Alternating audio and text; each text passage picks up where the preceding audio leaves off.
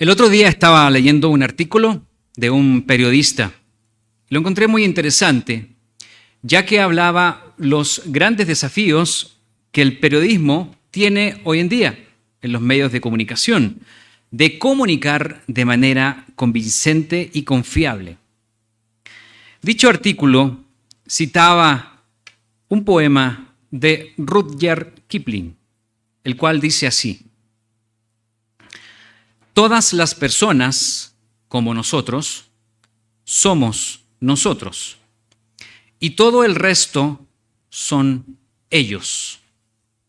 Ellos viven al otro lado del mar, mientras nosotros vivimos en el camino. Pero ¿puedes creer que solo una pequeña parte de ellos nos miran a nosotros? Este fragmento es de un poema llamado Ellos y Nosotros, de 1891. Kipling es el autor de un cuento que ha sido conocido por Disney. El cuento al cual me refiero es El libro de la selva. ¿Alguien lo ha visto por ahí? Es el mismo que tomó Disney en su película animada con el mismo nombre, El libro de la selva, de 1967. El autor Kipling en este cuento nos habla de un bebé que es criado en una cueva de lobos, pero a medida que crece y las diferencias son más notables, este niño es expulsado de la manada. El cuento se vuelve muy interesante ya que muestra diferentes animales, especies de animales, sus leyes y valores, las que están presentes y al mismo tiempo ausentes. Independientemente del lugar en el que hayamos nacido, la selva o la ciudad, el norte o el sur, tierra o mar, la cosmovisión de Kipling es algo inherente en todos nosotros. Me refiero al concepto marginal de ellos y nosotros. Un concepto que todos, absolutamente todos, hemos pensado, sentido en algún momento. Y esto se ha incrementado tremendamente en las últimas décadas. Porque si bien es cierto, vivimos en un mundo fascinante con la tecnología y los avances, también, por otro lado, es un mundo muy desinformado, confuso y tremendamente dividido, polarizado. Por eso, hablemos de ellos, hablemos de nosotros y veamos qué es lo que nos depara el futuro a todos, según las Sagradas Escrituras. Hay personas que les gusta anotar el título del mensaje. El título de este mensaje es Ellos, Nosotros y Todos. Ellos, Nosotros y Todos. Supongo que han visto todos las últimas noticias que han acaecido en el Oriente, en Israel. Una guerra que no presenta solución alguna y que ninguna de las dos partes se pone de acuerdo. ¿Qué es lo que piensa usted cuando escucha noticias de lo que sucede allá, en el otro continente? Tal vez podamos sentir empatía por aquellos actos vandálicos del grupo terrorista, extremo musulmán, islámico. O tal vez sintamos un principio de odio con el solo hecho de pensar se lo merecen, seguido de 2 o 3 argumentos que leímos o escuchamos de alguien por ahí. Lo cierto es que no hablamos hebreo, no vivimos allá, estamos acá, en otro continente, al otro lado del mar. Estamos en el camino en el cual hemos nacido y que también nacieron la mayoría nuestros padres y nuestros abuelos. No comprendemos a cabalidad esta cultura ancestral y ellos tampoco pueden comprendernos a nosotros. La Biblia es un libro de texto, el cual tenemos en nuestras manos y que podríamos considerar como el resultado del esfuerzo monumental de unir a diferentes culturas en base a conceptos universales y comprensibles para todos. Evidentemente tenemos en nuestras manos un milagro, una obra inusual que ningún libro puede decir que lo tiene, única en su especie, sui generis, que ha perdurado por siglos y que ha permanecido prácticamente intacta. En primera instancia, esta obra fue confiada a un grupo de personas, quienes diligentemente la guardaron y la preservaron, y lo siguen incluso haciendo hasta el día de hoy. Ellos son los ellos del pasado. Y vamos a hablar de este punto, los ellos del pasado. Abramos nuestras Biblias, por favor, en Romanos, capítulo 3 y versículo 1. Este punto es ellos del pasado.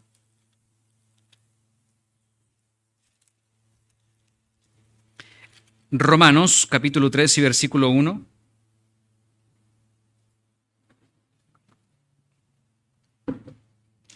Dice así: ¿qué ventaja tiene pues el judío? ¿O de qué aprovecha la circuncisión? Versículo 2, mucho, en todas maneras. Primero, ciertamente, que les ha sido confiada la palabra de Dios. Ahí está.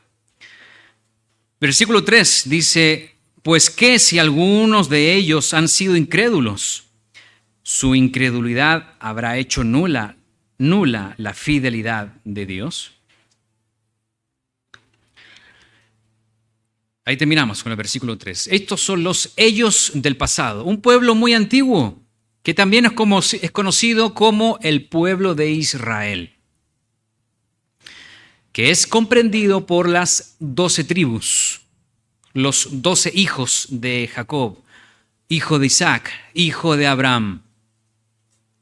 Pablo hace mención a ellos utilizando la palabra judío, es lo que acabamos de leer, ya que fueron ellos, los de la tribu de Judá, los que permanecieron geográficamente en esta zona, junto con la tribu de Leví y parte de la tribu de Benjamín, cuando se dividió la nación entre los siglos 8 y 6 antes de Cristo.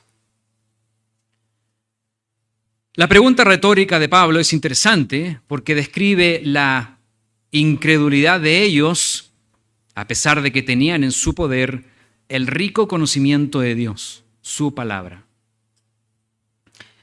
Pablo, en otras palabras, está diciendo que no porque ellos no hayan creído lo que les fue confiado, la palabra de Dios, que estaba en sus manos, era responsabilidad suya, no porque ellos no hayan creído, lo que está escrito aquí es inválido.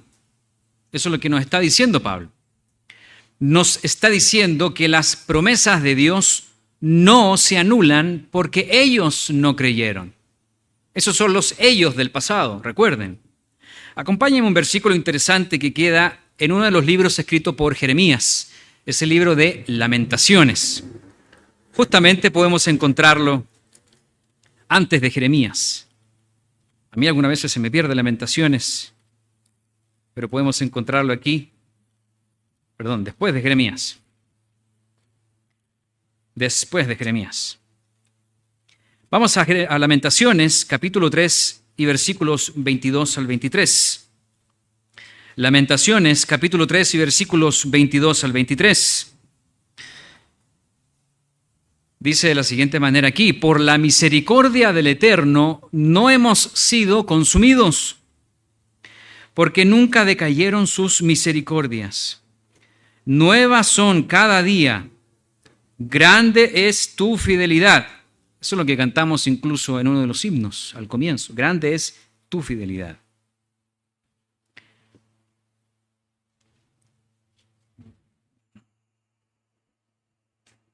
Lamentaciones es un libro escrito por Jeremías después de la destrucción de Jerusalén.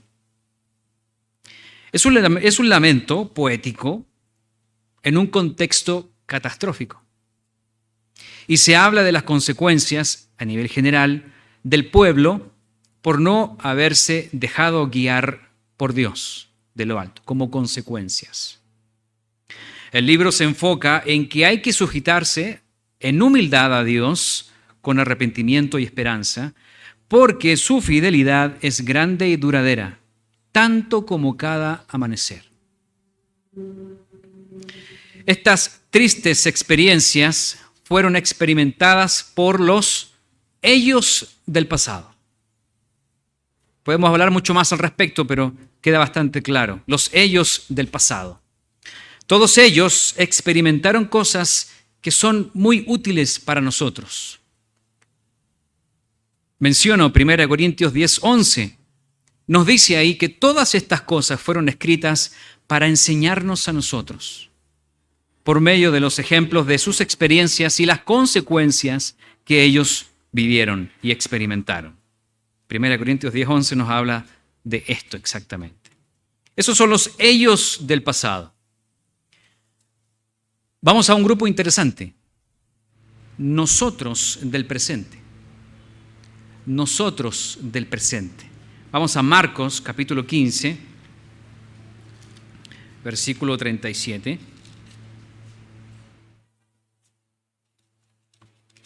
Al 39.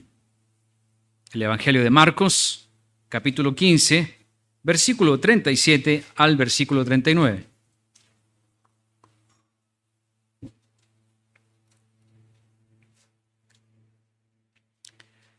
Dice así: mas Jesús, dando una gran voz, expiró. Entonces el velo del templo se rasgó en dos, de arriba abajo. Y el centurión que estaba frente a él, viendo que después de clamar había expirado así, dijo: verdaderamente, este hombre era Hijo de Dios. El templo existía todavía hace 2000 años atrás. Y este detalle que encontramos en los evangelios es una imagen muy profunda de lo que realmente ocurrió con un hombre llamado Jesucristo, nacido en Belén, circuncidado al 8º día y presentado en el templo de Jerusalén por sus padres. Porque cuando muere, lo que ocurre de manera inmediata que es que el velo del templo, que para hacernos la idea era el ancho de una palma de mano aproximadamente, se rompe en dos, de arriba abajo. Es un dato curioso, un detalle importante. Y además, quien tuvo una comprensión diferente después de esta muerte, inmediatamente después de esto, no fue un hebreo, no fue un israelita, no fue un judío, fue un soldado romano. Verdaderamente este hombre era hijo de Dios, un gentil. Un gentil. Tengo 3 hijos pequeños y en ocasiones me encuentro con ellos conversando, platicando, y hacen preguntas, y hacen buenas preguntas, de todo tipo. ¿Ha visto cuando un niño entiende algo? ¿Cómo se le abren los ojos? ¿Cómo le palpita su corazón? ¿Cómo sonríe cuando dice, ahora entiendo? Qué maravilloso es comprender algo. Qué maravilloso. Eso es lo que Dios se ha dispuesto a hacer. Compartir con todos esta comprensión de sus preciosas verdades. Y es esto lo que vemos en las Escrituras. Esto es lo que experimentó el soldado romano. Esto es lo que experimentó Nicodemo en aquella secreta reunión en Juan 3. Al abrirse el velo, ya no hay separación entre una cosa y otra, que era lo que hacía la función del velo, separar 2 áreas. Vamos a Hebreos capítulo 10, en complemento a esto. Hebreos capítulo 10 y versículo 19 al 22. Tengamos presente la imagen del velo, rasgado de arriba abajo. Aquí en Hebreos, capítulo 10,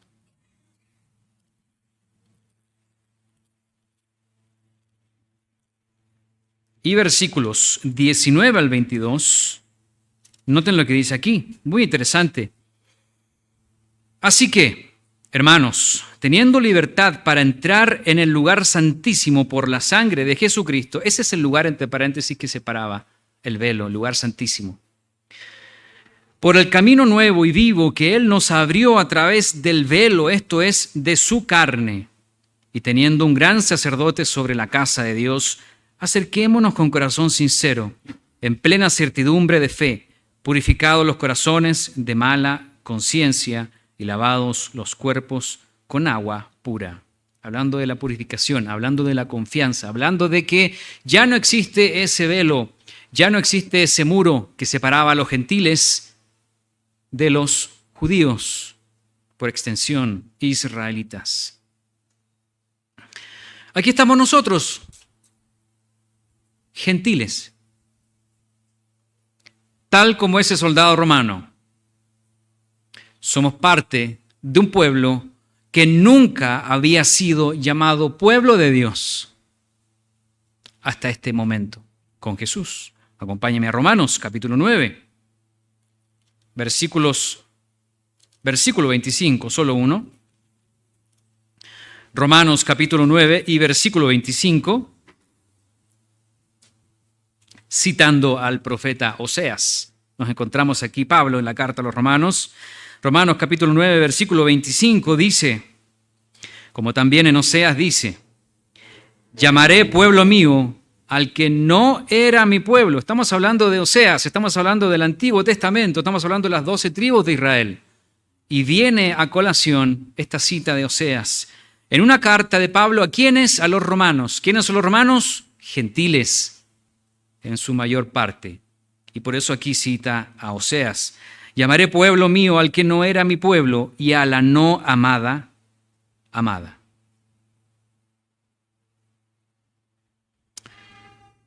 Hasta aquí tenemos ellos, los del pasado, nosotros, los del presente. La tendencia humana es hacer una división de dos grupos de manera visual, para hacer un mapa de contenido y hacer una división en nuestros cerebros. Pero sin embargo, esto es una construcción divisoria del tiempo, pero no divisoria para las personas, no entre ellos. Al menos no es la intención de Dios, y es lo que vamos a ver. El mismo Pedro, apóstol, Simón, quien fue envuelto en una experiencia religiosa muy extraña en casa de Cornelio, un gentil. Recuerden que los judíos no compartían la comida con los gentiles. Y aquí Pedro es citado por Dios. Y al final Pedro comprende aún más los misteriosos designios de Dios. ¿Cuál es el resumen de todo Hechos 10? Cuando dice Pedro mata y come, aquí está, Hechos 10, versículo 34. Veamos la conclusión de toda esta imagen. En Hechos, capítulo 10 y versículo 34. Pedro obedeció a Dios, obedeció a la visión y fue hasta casa, quizás en contra de su voluntad o de su costumbre.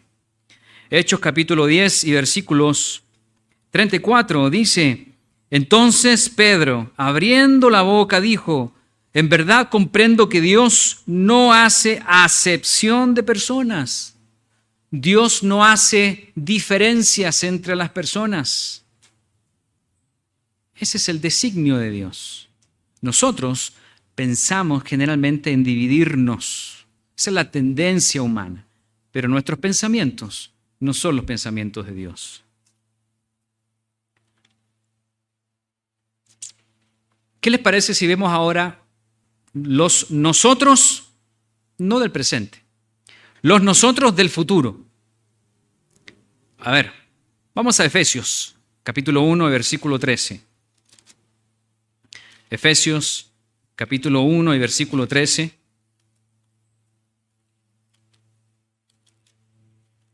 Vamos ahora a ver el tercer punto. Nosotros del futuro. Efesios, capítulo 1 y versículos 13 al 14. Efesios 1, del 13 al 14. Dice, en él también vosotros, habiendo oído la palabra de verdad, el evangelio de vuestra salvación, y habiendo creído en él, fuisteis sellados con el Espíritu Santo de la promesa, que es las arras de nuestra herencia, hasta la redención de la posesión adquirida para alabanza de su gloria. De los actuales nosotros, algunos han oído la palabra de verdad, se han arrepentido de sus pecados y han recibido el Espíritu Santo dentro de ellos como el sello de su conversión. Como el sello de su conversión.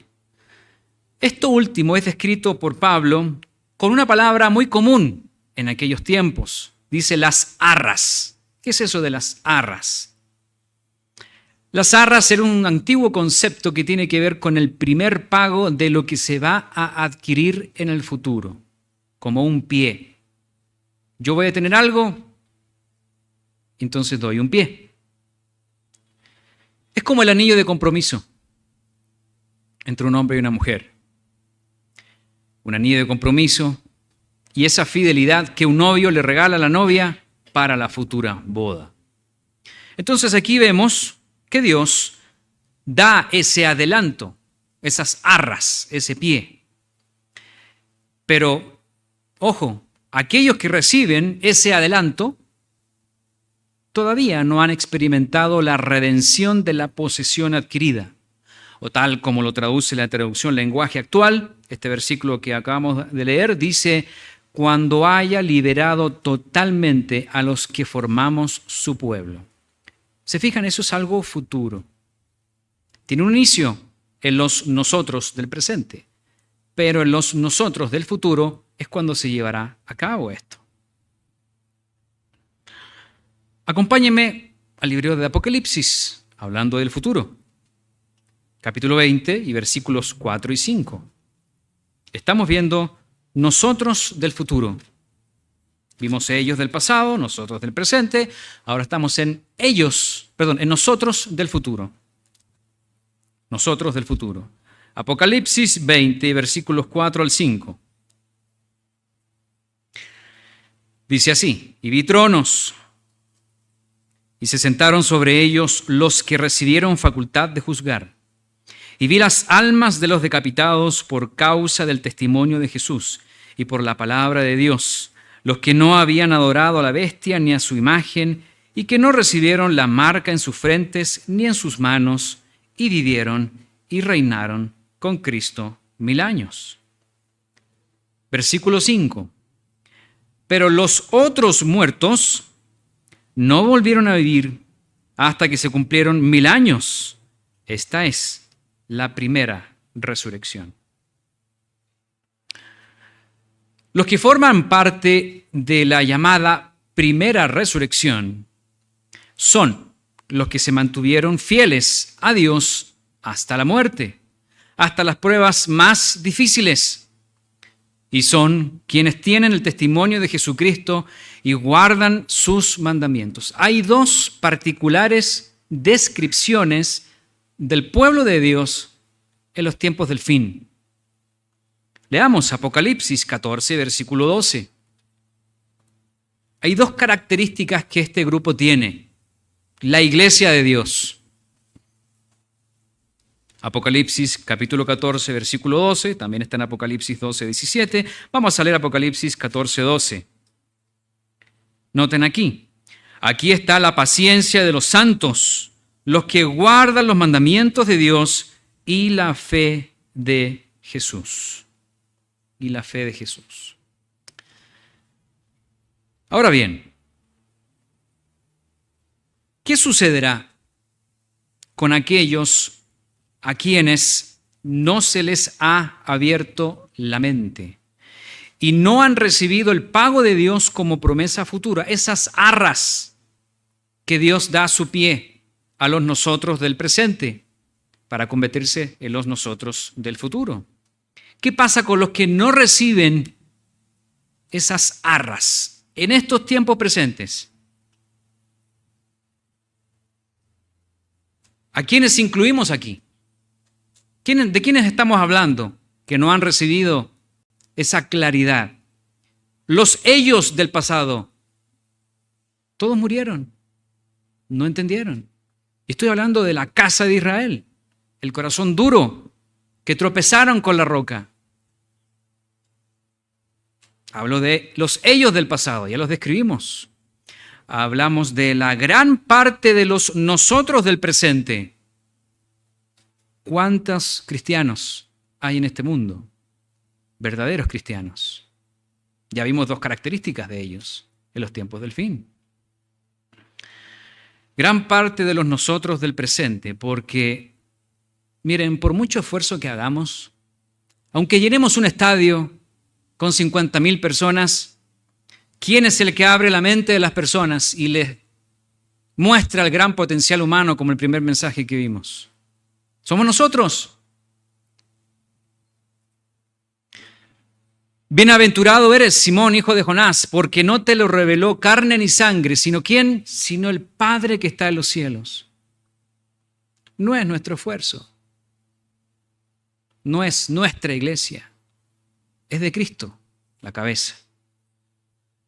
La frase que acabo de mencionar fueron las palabras de Cristo en reacción al reconocimiento que tuvo Pedro frente a él, de que Cristo era el Hijo del Dios viviente. Abrimos el signo de interrogación.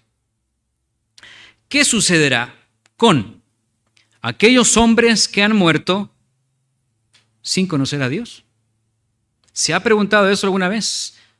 En el primer mensaje preguntamos, ¿por qué está el hombre? Seamos un poco más finos al respecto.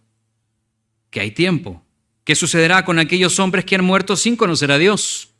¿Qué sucederá con aquellos niños que lo único que les han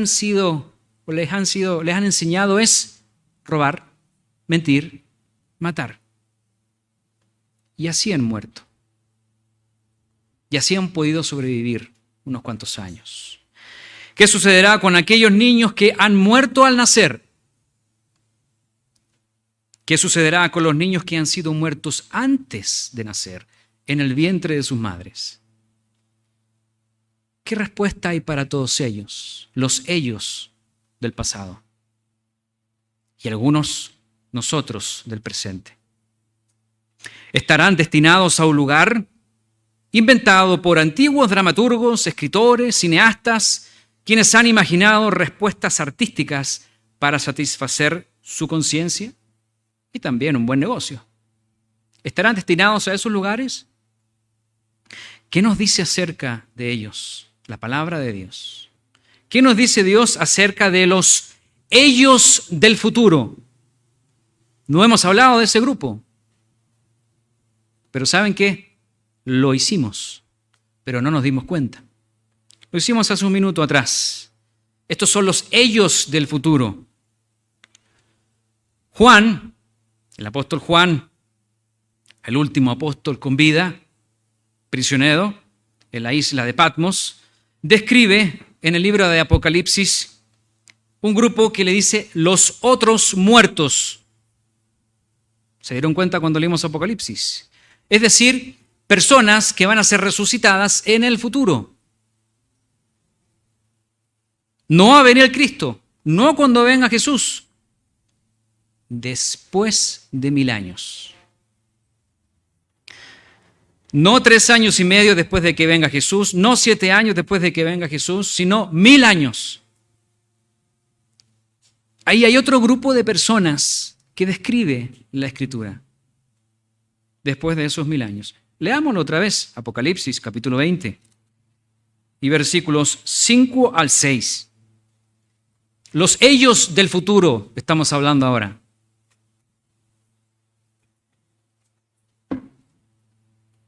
Los ellos del futuro. Apocalipsis 20, versículos 5 al 6. Pero los otros muertos, aquí es lo que yo estaba describiendo, no volvieron a vivir hasta que se cumplieron 1000 años. Esta es la primera resurrección, hablando de toda esta resurrección de los muertos. Noten el versículo 6. Bienaventurado y santo el que tiene parte en la primera resurrección.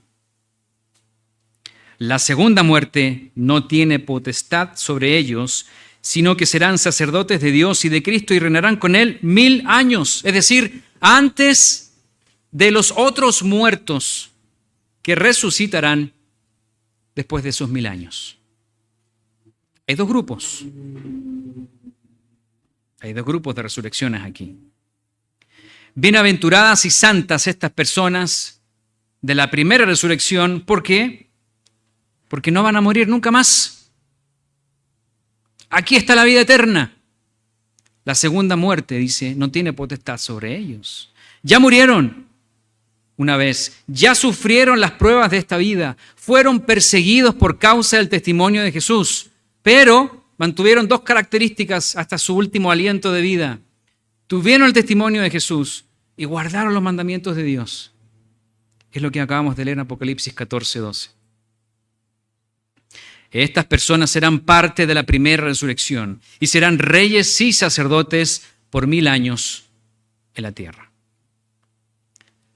Después de estos 1000 años, ocurrirá un evento impresionante. Para los que están en la Ciudad de México, hay un cuadro que quiero que lo vean con cuidado al terminar los servicios, que describe este gran evento, que está allá atrás, que no se entiende mucho, pero ahora lo vamos a describir. Al haber una primera resurrección, al venir Cristo, los muertos en Cristo, y como dice Pablo, los transformados en Cristo, es congruente llamarle a este segundo evento, después de los 1000 años, la segunda resurrección. Es congruente. Es entendible. Llamarle la segunda resurrección. ¿Quiénes son? Un grupo de personas que en sus vidas no recibieron la oportunidad de conocer las preciosas verdades de Dios. No se arrepintieron. Dios no les dio el adelanto, las arras del Espíritu Santo, su sello. Dios no puso su presencia dentro de ellos como un templo. Leamos más al respecto. Acompáñenme a Apocalipsis 20 y versículos 11 en adelante. 11 y 12, perdón. Vamos a leer primero el 11. Apocalipsis 20, 11 dice: y vi un gran trono blanco y al que estaba sentado en él, de delante del cual huyeron la tierra y el cielo, y ningún lugar se encontró para ellos. Se ha malentendido tremendamente este evento, estos versículos, porque se piensa que es una sentencia. Como que viene el juez y dice, te vas para acá o te vas para allá.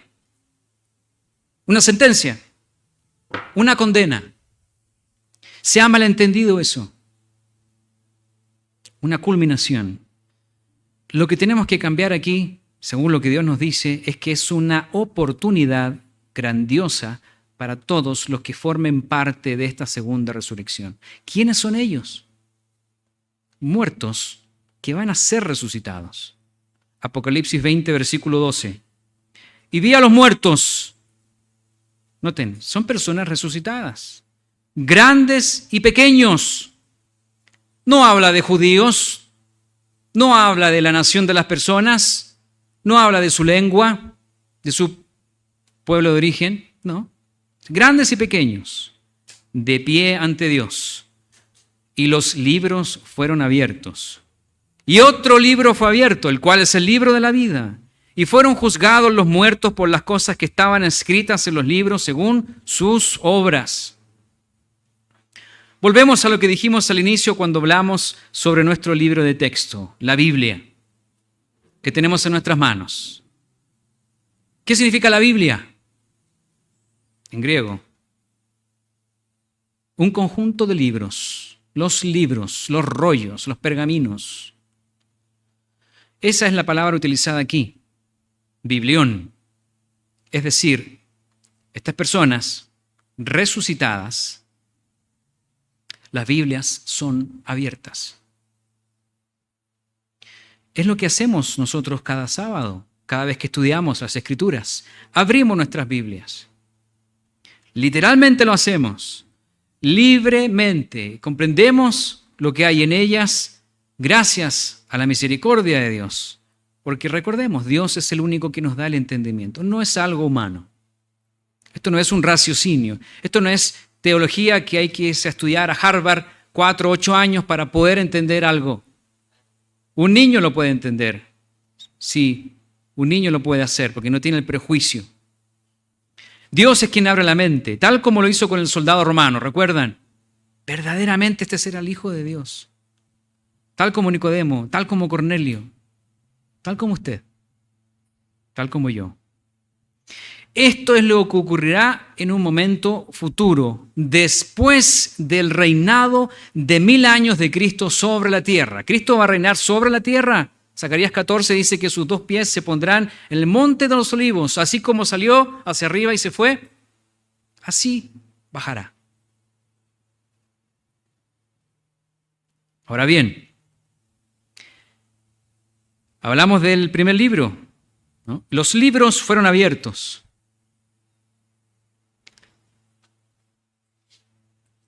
Hay una mención de otro libro,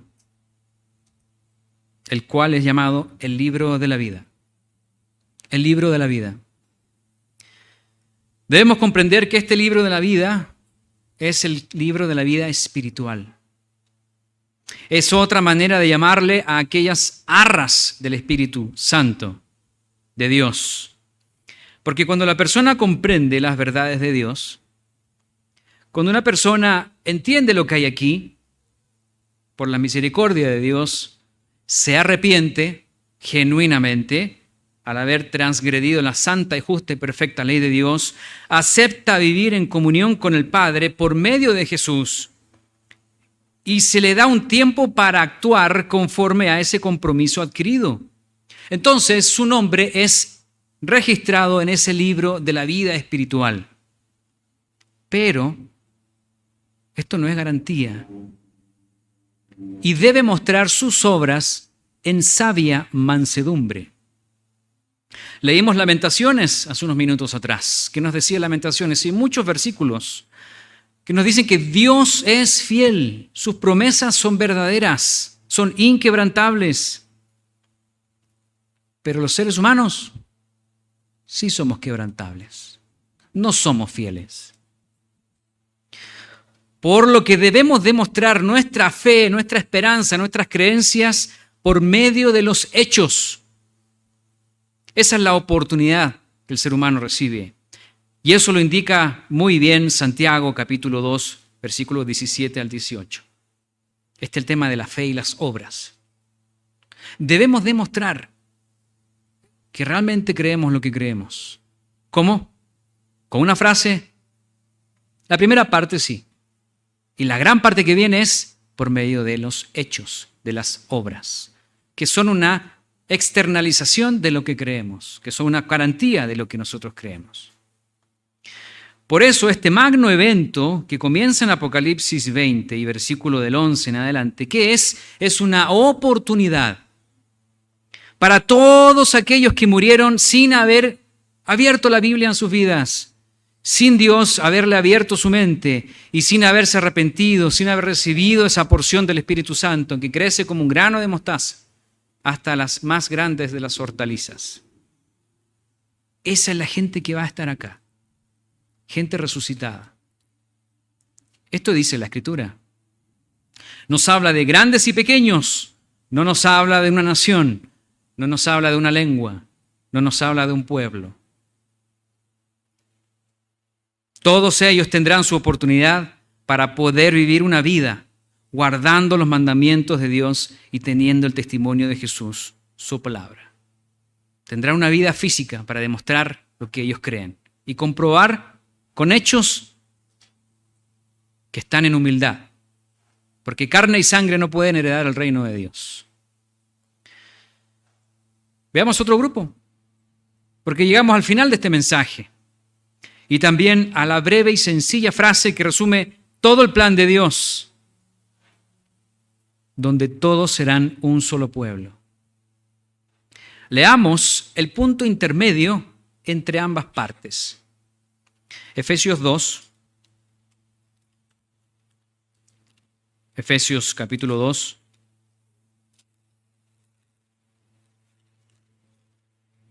Y solamente el versículo 14.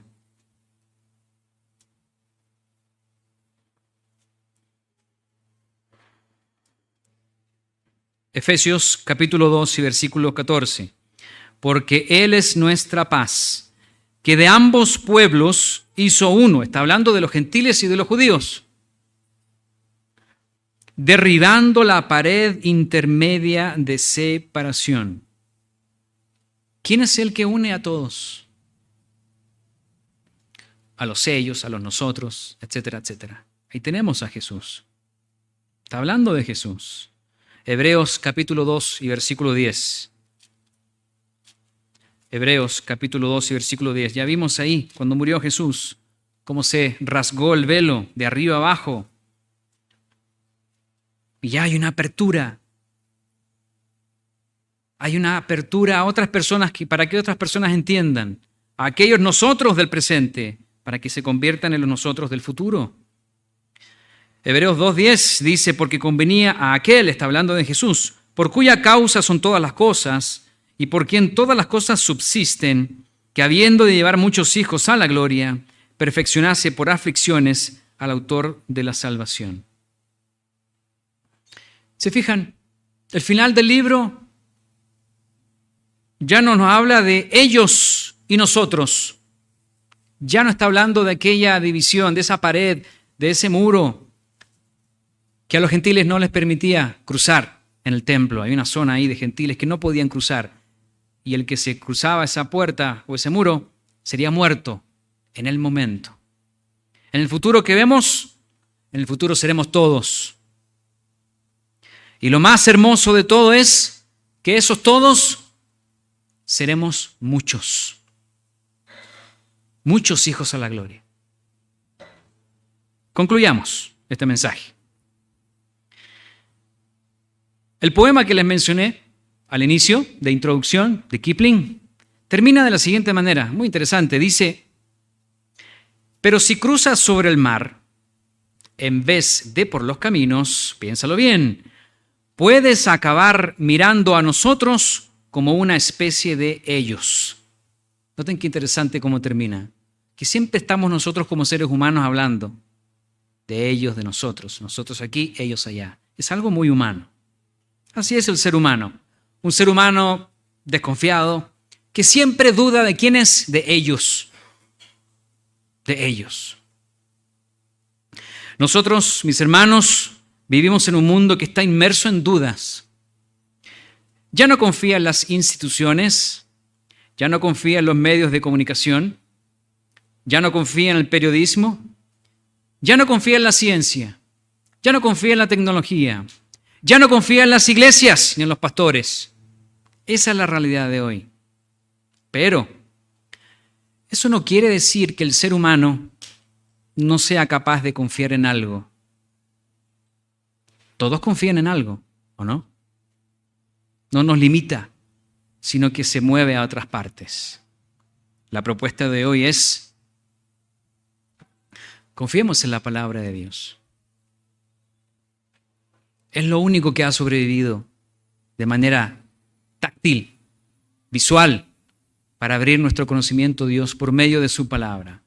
Esa es la propuesta de hoy. Confiemos en la palabra de Dios, no en la voz de los hombres, no en las ideas de los antiguos, sino que la palabra de Dios, que es la única que perdura. En la Biblia se nos habla de, lo describimos en 4 grupos, los ellos del pasado, los nosotros del presente, los nosotros del futuro, los ellos del futuro. Leamos más acerca de todo esto en la Biblia. Pidámosle a Dios que nos siga abriendo el entendimiento y perseveremos juntos, guardando los mandamientos de Dios y teniendo el testimonio de Jesucristo en nuestro corazón y en nuestras mentes y en nuestras obras, en nuestras manos. Para así formar en un futuro cercano el tan necesitado grupo llamado todos los hijos de Dios. Buenas tardes a todos.